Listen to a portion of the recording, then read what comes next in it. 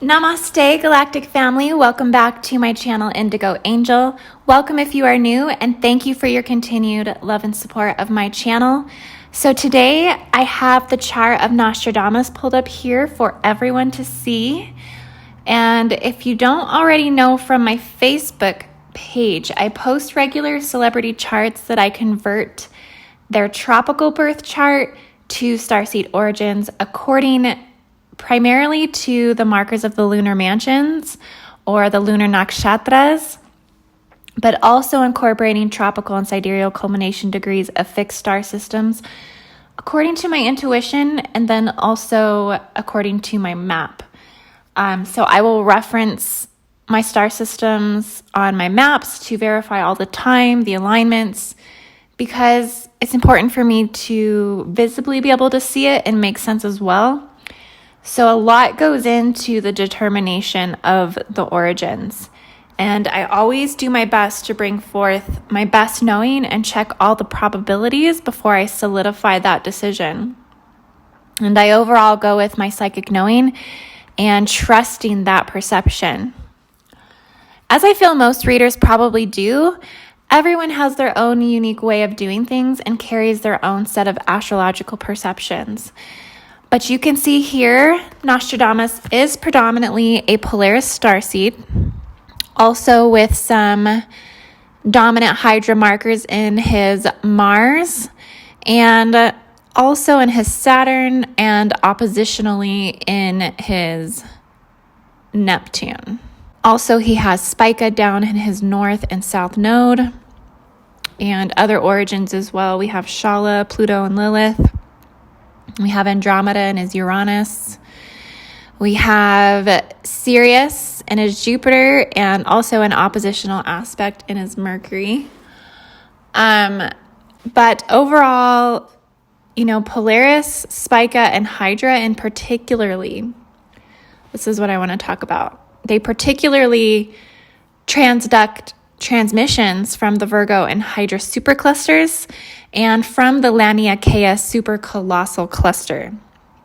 So this is something that I have just begun talking about.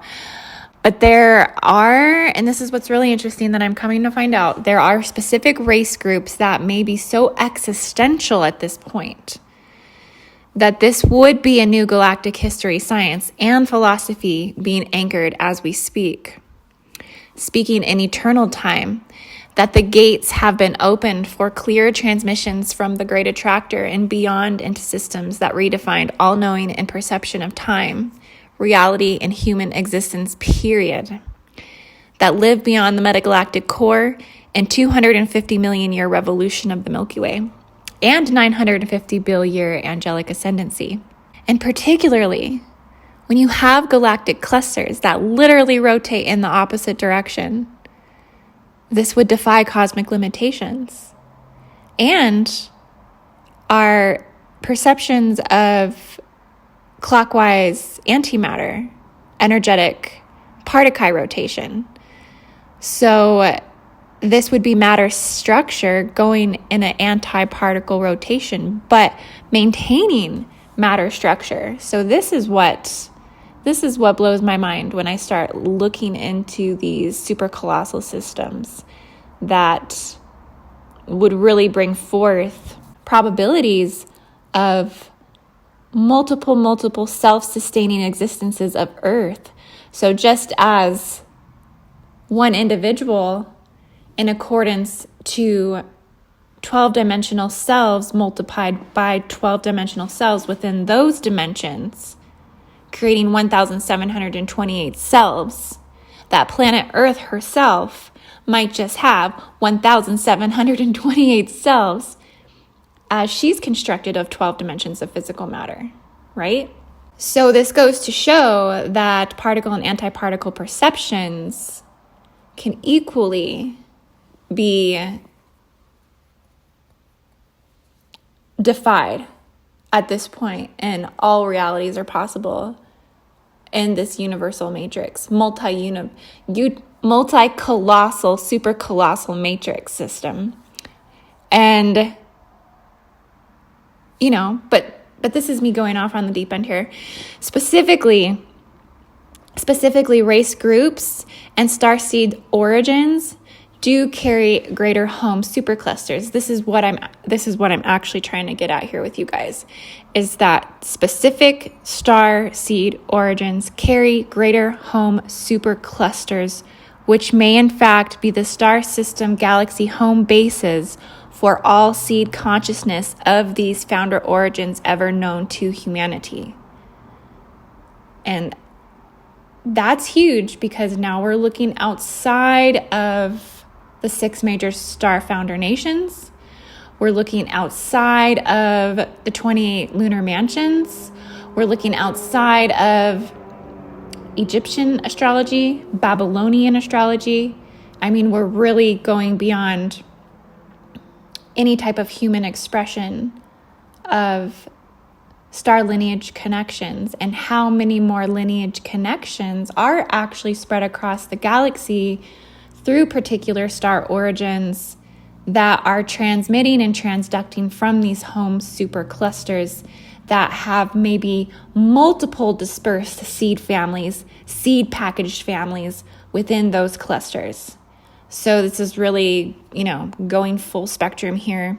But with these specific alignments in his chart, so this is me going off in multidimensional land right now, but Nostradamus, specifically has Polaris. And these are the ones that I'm taking note of at this time, because this is what's standing out to me the most. So I want to talk about Polaris, Hydra, and Spica in his chart, because they may have been those original seed races from the Laniakea superclusters, which would have been the pre-existing founder races preceding the seedings of the Lyran and the draconian seedings of the original avian, feline, alligator races of the Brenu, Anuhazi, Azurite, Oraphim, angelic ascendant lineages. Well, draconian not being the angelic ascendancy, but being a founder seed race of the 4 faces of man, which I do feel seeded into Regulus, Stargate grid location 4, the Sphinx, Giza, Egypt, and ultimately the 4 watchers, the 4 horsemen, and the 4 royal stars of Persia that make up that angelic family, right? That make up that Archangel Michael family, the Archangel Raphael family, Archangel Gabriel, and Uriel. All of this being said, meaning that Nostradamus' existence, his transmission, his prophecy, was beyond the metagalactic core, coming from the supercolossal prime creator lineages. So this is just an interesting full multigalactic spectrum scale that I kind of wanted to give you guys, just to come to try to linguistically express this expression of our galactic, our real universal, multi-universal, supercolossal galactic nature, and come to perceive this through the vastness of our collection of galactic libraries within our local group, within our quadrant, and within what to me seems as if it's a neurotic tentacle of a higher entity or identity, which we must all be this multidimensional expression of this higher identity. We live in the imagination of this higher identity. But having that said, this may also make Nostradamus, having his race lineage as a true Hydra Centaurian, the Hydra Centaurians, okay? This may be, in fact, be the ultimate king of the galactic jungle. Okay, so I'm defying galactic history right now. Everything that I'm saying right now is defying any galactic knowledge. It's defying any book really written at this point. So just live in this space with me right now. But imagine a snake centaurian, a serpent man horse, which may be the ultimate king in the galactic jungle. And now I know that is magical, just as much as it is magical as Pegasi or even the Arcturians, okay?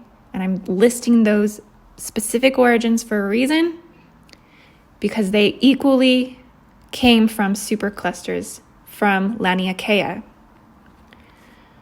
I feel this supersedes the feline alligator and other more contemporary lineages. And I keep saying alligator because I've been doing research into Sobek in Egyptian timelines, where the sun god was the alligator. And if you look at the reptilian lineage, the draconian lineage, the dragon lineage, there are connections through the pupil formations and links through the shape of this from the dragon to the feline to the alligator. So I'm throwing in some stuff right now that also is not common, but I do feel there is some stuff there with the alligator that we're overlooking that I'm going to get into deeper. But this all comes down to the contemporary lineages within the more relative galactic human history. Okay? Which would be feline, which would be avian, which is also, I feel, alligator. And then that also puts alligator into a different perspective as well, because if you start to see the alligator as a sun god, well, then does that transcend the black sun agendas? Does that transcend the Belial sun agendas? Because now maybe we can see the reptilian as a sun god. Will we ever get to that point in human consciousness? I hope so. I hope so, because I'm tired of the separation. I'm tired of good versus evil. Even though we cannot escape this polarity matricy within the cosmic anatomy of the Milky Way galaxy barred system. Okay. But as a galactic, as a fully ascended angelic soul, we have cosmic perceptions. So we can leave the Milky Way to have these perceptions. And that's exactly what we're doing here. But particularly, I want to focus on the Polarian origin nation upheld in Nostradamus' chart. So that's why I'm making this video today. And I apologize that I keep going off in galactic land, but this is just where I really am. I'm really perceiving the vastness, I feel like, through the core eye of the metagalactic core. I'm seeing through it like as if it is a lens or a tunnel or a tube of speed of light, electrical cognitive impulse that just kind of opens that perception and visibility into the vastness, into the magnetism of the great attractor. Okay, particularly, yes, I want to focus on Polarian origin nation that's upheld in Nostradamus' chart.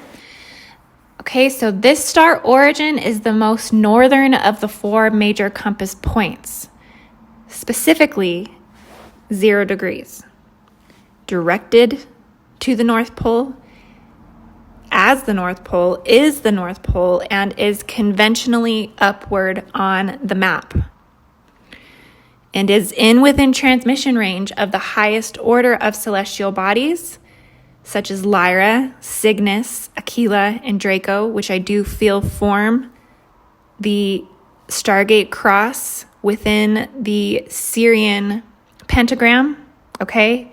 The X marks the spot on the planet. Polaris is the center point from this point of no visible motion, and from all perceivable points on the planet. That's what's so interesting, right? Making every star that surrounds it its guardian and guide.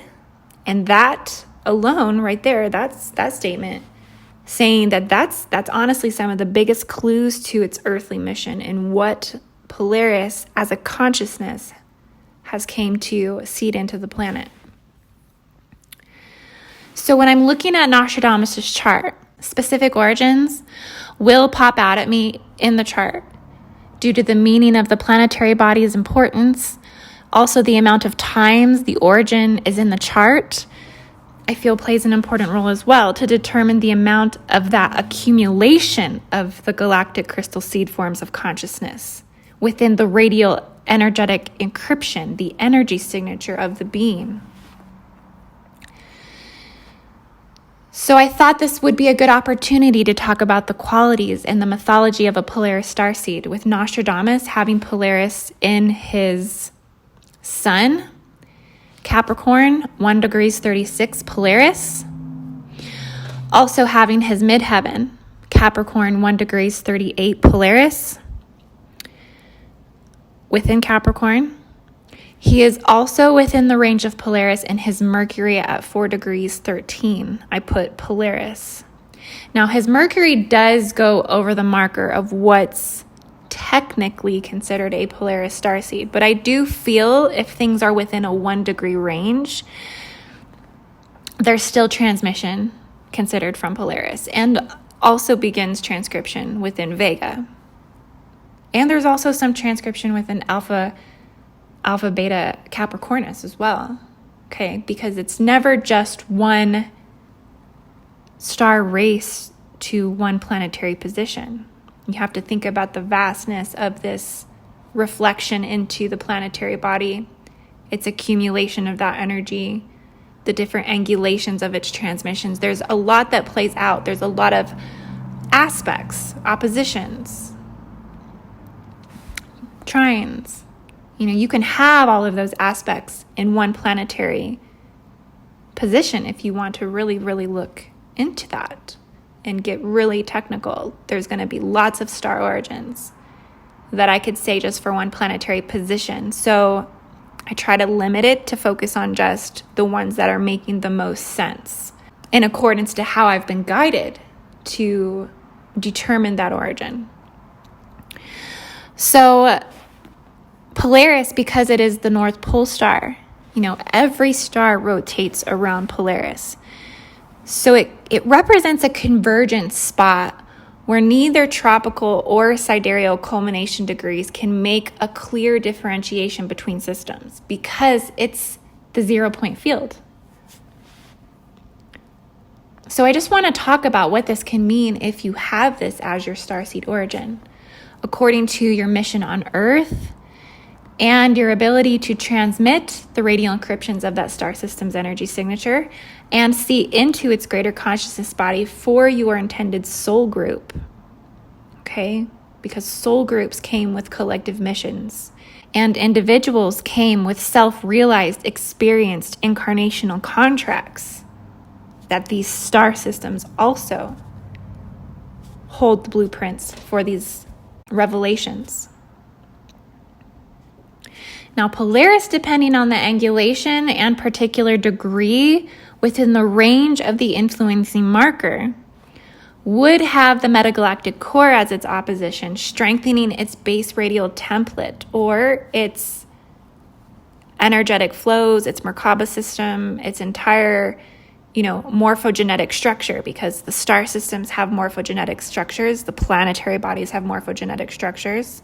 And all of this is transmitting through their base radial templates, their Cathara systems, and also through as kind of like a two-way walkie-talkie or telephone. I feel like it comes through those supercluster founder homes. So this is why I alluded to this connection of the Laniakea super founder races. Its transit from the metagalactic core is like no other star in the sky. Polaris's transit from the metagalactic core is like no other star in the sky. Because Polaris acts as a center point and a guide for all incoming seed races outside of the Milky Way. You can see why he was prophetic. You can see why he was a guide, a multi-universal generational guide for incoming seed races outside of the Milky Way and within the planetary rites of incarnation. That's why we're still being guided by his predictions today. Hundreds of thousands of people, if not, check his 2020 predictions. So you can see how Polaris manifests in the expression of the human existence. and the consciousness direction that identity of all prime creator gods manifested themselves for this direction. Meaning that all hybrids, all founder races, all guardians and intruders have relied on Polaris as their guide cosmically, planetarily, and biologically. So to think of the honor that Polaris, this star system, upholds, I feel is underestimated. And the lesson of this star is to teach the perceptual bridge to self-realization and self-prophecy. So having that said, degree markers for either systems would be arranged, if you have Polaris in the chart, it would be arranged from 28 degrees Sagittarius to 3 degrees Capricorn. You could push it to 4 degrees Capricorn to have this celestial influence in any planetary position. But I have been mostly using the degree markers 0 to 3 degrees Capricorn. And if you don't know who Nostradamus was, he was a famous French doctor and an alchemist from the 16th century whose predictions have come true. Nostradamus predicted the beginning of the Second World War, Hitler's ascension, the fall of communism, President J.F. Kennedy's assassination, India's independence and the occurrence of Israel's state on the world map, and several events confirmed by the passing of time, but also occurrences that go further in time. Okay? Timeless, eternal.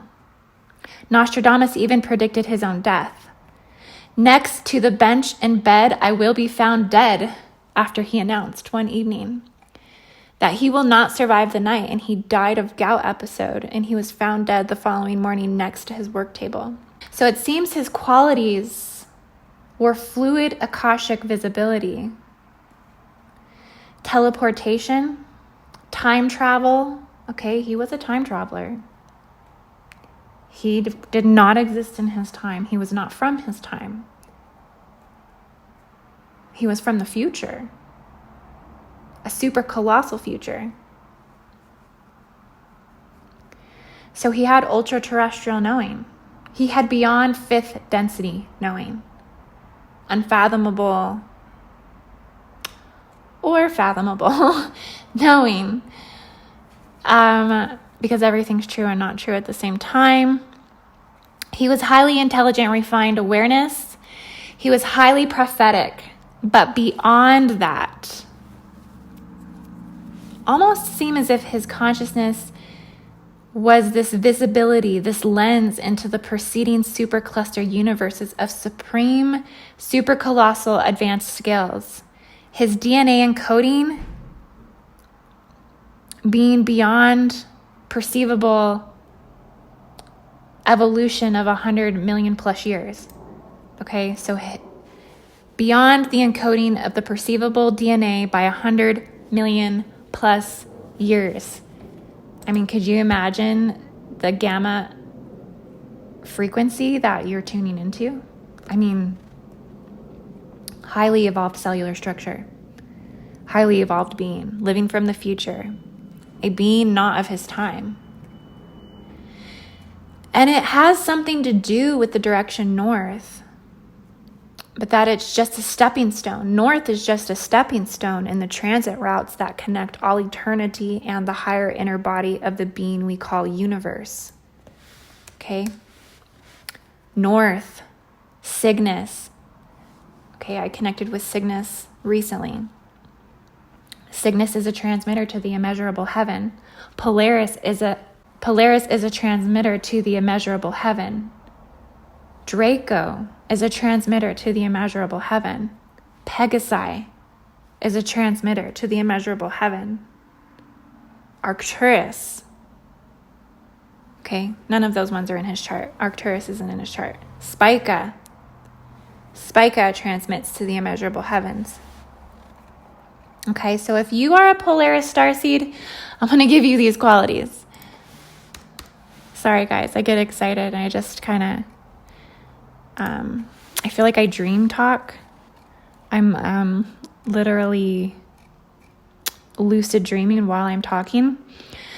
So if you're a Polaris starseed, you'll have strong connections to Draco and Draconian starseeds because Draco rotates around Polaris. It is the closest constellation to Polaris, so it would only be natural and normal for there to be a substantial transmission of intelligences between these two star systems. Okay, so this could also be why Draco holds the position that it does in the planetary expression within the density levels of the planet. Okay. A Polaris starseed will also have a very navigational mind. So if you're a Polaris starseed, you're going to remember directions, maps, monuments. You'll have this just instinct knowing, like you don't ever get lost. Okay, you always kind of know where you are. You're good at traveling. You probably travel a lot. They can easily get to their destination without help or guidance because they are the ones who are the guides. They are the guardians. So there's just this, it's almost like if you think of a pack of wolves, I mean, it would be like the leading wolf leading the pack, so to speak. A Polarian starseed will always feel like all eyes are on them, that it is their duty to serve and be a leader, a role model, and a way shower. They naturally will step into that role very fluid-like they just know that is an expectation of themselves. There's no thought or question about that. It just is something that they know that they are to be. If you're a Polaris starseed, you may also have past lives at sea or in the desert, and you may connect to symbols of ships and anchors as, you know, Polaris's entire mythology has guided sailors at sea for hundreds of years. So there's a strong connection with that community on Earth. There is a strong connection to that symbolism on Earth. You know, it could also be too that the sea herself transmits with Polaris. The sea herself communicates with Polaris. So that's huge. That's a very strong relationship, synergistic relationship. Polaris starseeds will always have at least 2 or 3 companions that follow them no matter where they go or what they do. These people are sent to assist them with the greater mission of navigating the universe. Okay, so they will have people that will be called to help them. And they very well could be Draco lineages. So there's a huge support system there that we might not have seen before. Dracos and Polarians working together. They have a strong focus and are unreceptive to others' opinions or thoughts. Okay, so they have thick skin. And they can also be very single-minded as their perceptions are realized as the center of gravity. Okay, so they're constantly in a place where everything kind of revolves around them, but not in a way that the magnetism is too heavy, in a way that it's just right and it's just holding everything in place. Now, if you mess something up and moved one little thing, it could mess up everything. But to their perception, they're just the right balance that holds it into place. Okay?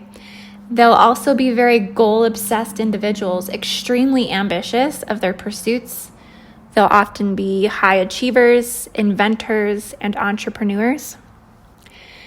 They will meet the admiration and jealousy as its 0-point field. So they bring all polarities, all imbalances, all rigid aspects into that 0-point field. So many who watch them will simultaneously love to hate them and hate to love them.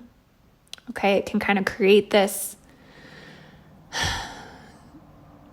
they love you, they want you, and it doesn't matter what, but they just can't deny you. Okay. They will be driven to link their life path with a single path. So they will focus on singularity, a single God, a single vision, a single dream. They will shine in a time where only one opinion is heard. Okay, so a lot of times there will just be like a clearing for them, and their voice, their message gets out. Okay, and it's usually very powerful. Their mythology on earth can make every man a king, a self-realized king, and can help them to reach the extent of all knowing. Okay, so even if you are not a Polaris starseed, Polaris is an amazing star to activate within your energetic body, because it doesn't matter your origin as an empath, as somebody who has the ability to attune your antenna, your receiver, your cellular structures to the radial imprints of the planetary's alignments. The planet's bringing through everything, okay? The planet is bringing through transmissions from all star systems. So it's just really in accordance to your awareness and how you can perceive that energy. And if you don't have Polaris in the chart, it can be a star that can be harder to attune to, harder than you think, because it's almost like this working one's way up through a higher harmonic system of angelic ascendancy for one, because particular Stargate systems represent those angelic ascendancies. So it's a process of, experiencing more divinity and a process of initiation on some level, because many may feel that they have to have initiative rights that build up to those higher knowings. So sometimes we have to baby step ourselves through the Stargate systems. It's called celestial ascension. This is what I talk about a lot, celestial ascension. It's a form of ascension through the star systems, which we have physical body ascension. We have planetary ascension, which is where you actually work through those reality fields of density levels within the body. Okay, so that's physical ascension. Planetary ascension would be the density levels of the planetary grids, planetary shields, planetary chakras, planetary Kathara systems. Okay, we work our way through planetary ascension. Okay, and then we work our way through celestial ascension, which is how the energy signatures, archetypes, radial encryptions, how these all essentially access more higher identity levels within higher harmonic universes and higher dimensional scales of existences and supercolossal scales of existences, for that matter. I'm talking about the Laniakea